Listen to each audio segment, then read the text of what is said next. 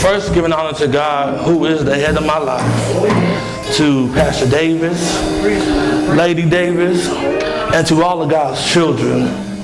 There is a word from the Lord. If I could call your attention to Psalm 69, sorry. All right. Psalm 69.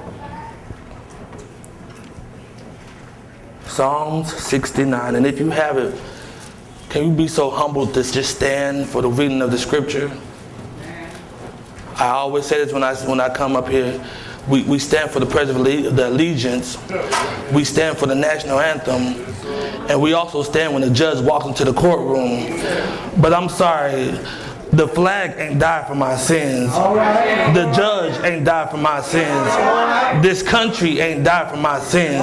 But there's a man from Galilee who on one Friday died for my sins. So when I'm reading his word, I got to stand. Come on, amen. All right. So Psalms 69, and my translation may be a little different, but it just simply says, for those who hate me without a cause are more than the hairs on my head. That's enough. Come on, All right. For those who hate me without a cause are more than the hairs on my head. Just for a little while, I'd like to talk to you with this topic on your mind. Haters called hyenas. All right. Haters called hyenas.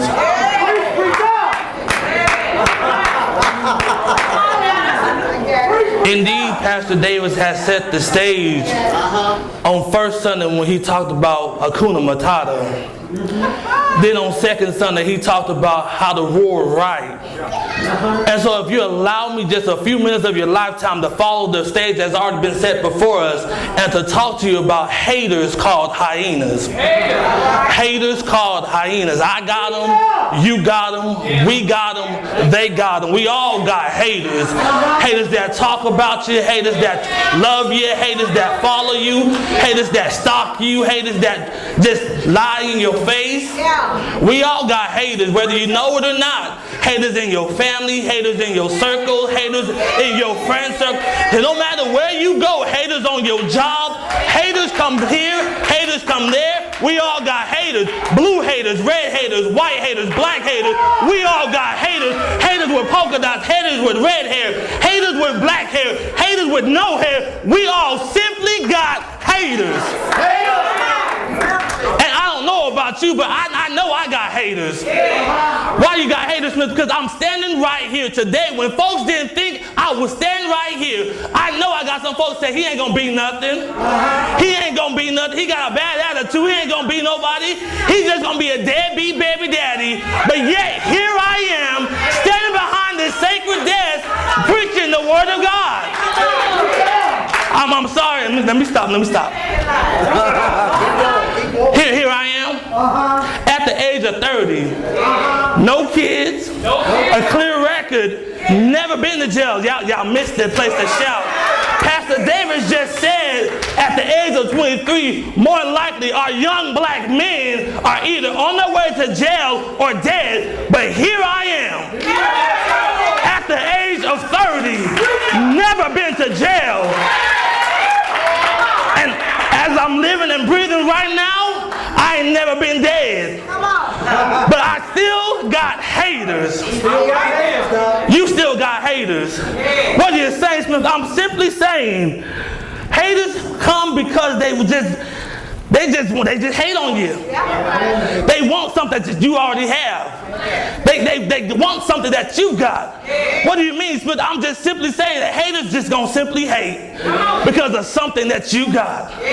What do you mean? If you look at the text just makes it plain. It says haters gonna hate you without even a cause. And the haters are basically outnumber the hair on your head. Yeah, I know I ain't got no hair. But if you look around the sides, I still got some hair. That means I got haters. If you got hair on your head, you got some haters. If you got hair in your ears, you got some haters. If you got some hair in your nose, you got some haters. If you got hair above your lip, you got some haters. If you got hair on your chin, you got some haters. So I just got 3 points and I'll be out your way. The first point is, you're going to have some haters that's going to be incompetent. You're going to have some haters going to be incompetent. You're going to have some haters who are going to be lacking qualification or ability. What do you mean? How do you, what made you say that, Smith? I just simply said it because they want something that you got. And because you're qualified for it, they assume that they're qualified for it. But what they fail to realize is they know you know somebody that they don't know. All right. Let me rewind the tape. You know somebody that they don't know. And because you know him, that makes you qualify for every blessing you got. Everything that God has blessed you with, you will qualify for it. Every sickness you ever been healed from, you will qualify from it. Every car you ever driven, you will qualify for it. Every position you ever held, you will qualify for it. Everybody you ever dated, they may not have been qualified for you, but you will qualify for them. So you will qualify for it. No matter what comes and goes, you will always qualify for it. How do you know you'll qualify for it? Because it's just a test you're going through. And if you allow me to go back to California to my middle school days, I had a teacher by the name of Mary J. And Miss Mary J told me, no matter what the test is on Friday, I've already qualified you come Monday. All right. I qualified you because I taught you the lesson on Monday, reviewed the lesson on Tuesday, revisit the lesson on Wednesday, and gave you a study guide on Thursday. So when the test came on Friday, you were already qualified for it. And I don't know who I'm talking to, but God told me to tell you, you already qualified for the test I'm about to give you. I've taught you on Monday, revisited on Tuesday, gave you a study guide on Wednesday and Thursday. So when it comes to test on Friday, you already qualified. So go ahead and pass the test. Get your 100. You're going to have some haters who are incompetent. Then you're going to have some haters who are incomplete. You're going to have some haters who are incomplete. They're going to be lacking in the unusual necessary parts, elements, or steps.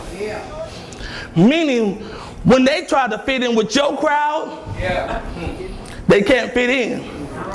When they try to fit in with what you're doing, it ain't going to stick. When they try to connect their puzzle with your puzzle, it's going to be incomplete. Why do you say that? Because what I got in me and what I'm connected to, it simply disconnects you because of who you're connected to. I'm sorry, my father is God. Your father is the devil. When you try to connect the devil and God together, it's going to be disconnected. I see your face. I know. How do you know that their dad is the devil? Well, how do I put this, MJ? When you talk about folks, your daddy the devil. When you lie on folks, your daddy the devil. When you mistreat folks, your daddy the devil. When you confuse folks, your daddy is the devil. When you do everything that's not according to the God's will, I hate to bust your bubble, but your daddy is the devil. And I don't care how many times you go to Maury to get a DNA test, let me tell you right now, your father is the devil. The devil is your daddy. And I hear the questions. Well, how do I make God my daddy? How do I love your neighbors? Love your enemies. Treat those good who misuse you. Go introduce yourself to Jesus. Answer the door when he's knocking at it. How do I make God?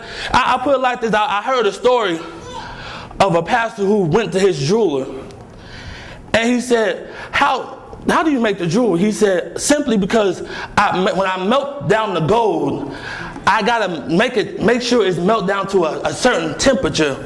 He said, well, how do you know it's ready? He said, every now and then as the gold is melting, I scrape off the top part of the impurities and I stir it up. And every now and then I'll go back And I'll just keep scraping off the top part. He said, well, how do you know it's ready? He said, when I look down and I see my face clearly, I know the gold is ready. Can I just bring that home for y'all? God is scraping off the top part of our lives. All the impurities, all the sins, all the unjustness. And when he finds that we're ready, he's going to look. I see me. And what I see, I like. So that's my child. So I don't know about you, but every now and then, God, I need you to clean me up. I need you to scrape off the top for me. Scrape off the lying. Scrape off the disappointment.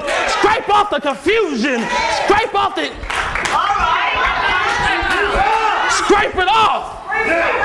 Scrape it off, God.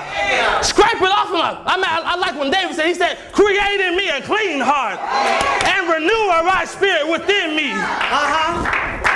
Preach out. So you're going to have some haters who are lacking in qualifications, lacking in steps. But then I like this one. You're going to have some haters who are just plain ignorant.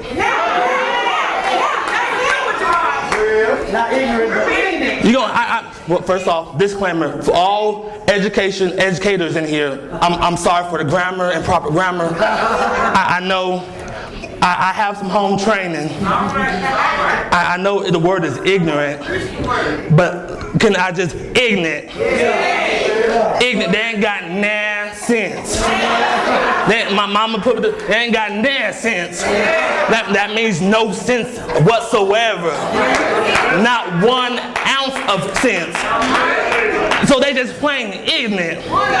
And yeah, as I was watching Lion King, yeah, I know, I'm a big fan, my favorite movie. And as Pastor has been preaching the last 2 weeks about Lion King, I had to go watch it. And there was a certain hyena named Ed.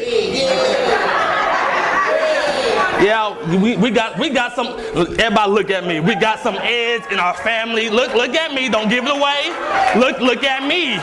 We got some Eds in our neighborhood. We have some Eds on our road. We have some Eds in our circle. Look at me. Don't look to your left, don't look to your right. Look at me, don't give nobody away. We have some Eds. What do you mean we have Eds? If you look at the movie, Ed didn't say one word. He will always do. All he do is shake his head, or he'll do an action. So they were ignorant. What do you mean ignorant? Ignorant. They know nothing. Thank you, Sister Carter. Don't know nothing. Didn't want to know nothing. Didn't want to say nothing. So you're ignorant. So I said, God, how do I put this in your word? Because you said we have haters. What do I do when these ignorant haters come against me? And can I just say this? It may be bad theology, but it's good sense. When the ignorant haters come against you, you act ignorant as well. Not in that way. I'm going to go ahead and say this. Not in that way. Not in a negative way. You act ignorant yourself. You show some ignorant actions as well. Well, what ignorant actions do I need? I lift my hands in total adoration unto you. That's the ignorant action that I need. Every time I go on my knees, that's the ignorant action that I give. Every time I go in God, search for God in prayer, that's the only ignorant action that I need. And I'm saying ignorant action because they're going to look at you, asking, what are you doing? I'm talking about you. I'm lying on you. I'm cussing you out. But yet here you are, still giving God praise, still giving God glory, still talking to God all by yourself. Matter of fact, you're praying over my life. You're praying for me. What's this about you? I'm just plain ignorant. I'm ignorant because I know somebody who has turned my life upside down and inside out. I know somebody who has changed me on inside, who has talked to me, walked with me. I know somebody. Well, who do you know, Jarrod? I simply know Jesus, the bright and morning star. I simply know Jesus, the King of Kings. I simply know Jesus, the Lord of Lords. I know Jesus, the everlasting Father. I know Jesus, the lily of the valley. I know Jesus, the Prince of Peace. I know Jesus. And because I know him, I know I can talk to him. Because one Friday, on a hill called Calvary, he laid down his life. He gave his hands to the nails, gave his feet to the nails, gave his side to the spear, drunk on the sour wine, said, "It is finished. Father, into thy hands I commend my spirit." I know Jesus, but it didn't stop there, because one Friday he went to the cross, stayed there in the grave Saturday night, but early he called up on heaven. He said, "I need a wake-up call. I don't care what time it is. I just need to be early." Sunday morning, he got up. Oh, power in his hands.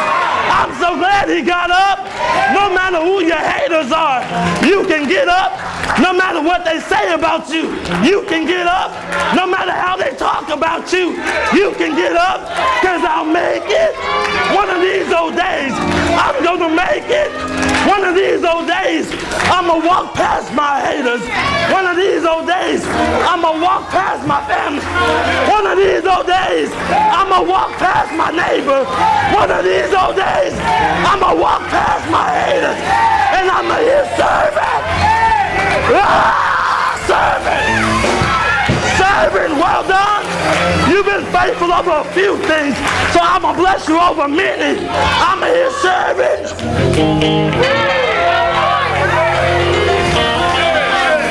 I don't know about you, but sometimes you got to walk past your haters to ignore them. Sometimes you got to walk past your haters. Stop listening to what they say. They say you'll never make it, but here you are. They say you never amount to nobody, but here you are. They say you'll never be nowhere, but here you are. No matter what they said about you, no matter what they said against you, here you are. You're still here, no matter what.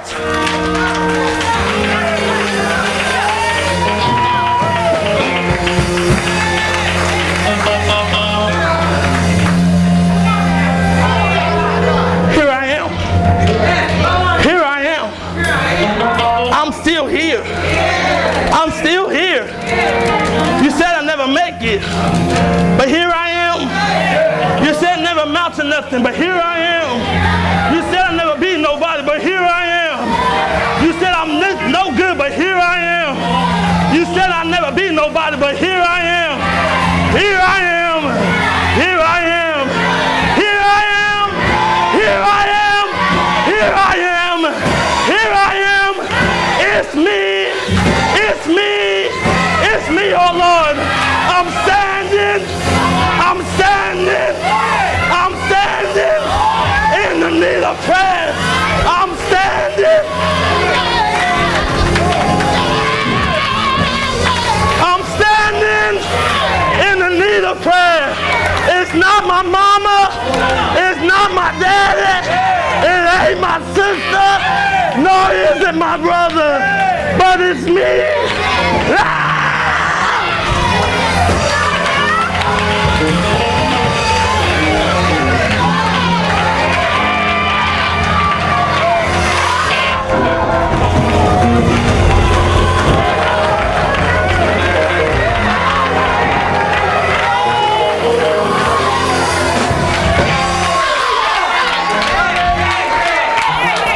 I'm sorry, I'm trying to let this thing go.